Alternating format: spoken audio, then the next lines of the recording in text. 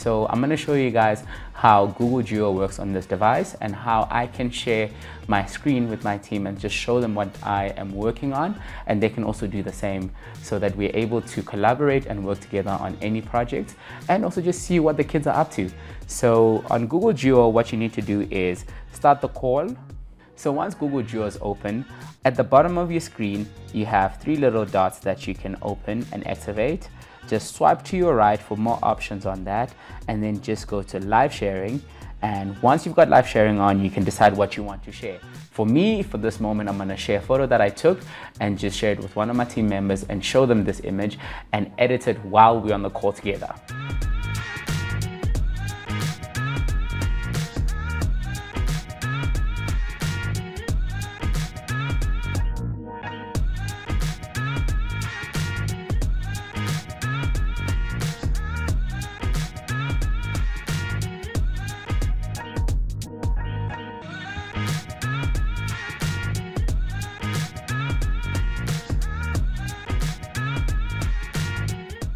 One of the other cool things about Google Duo is that, the app can reframe your shot if there are more than one person in shot, so that you don't have to worry about squeezing people in or squashing people together to be able to fit into one shot.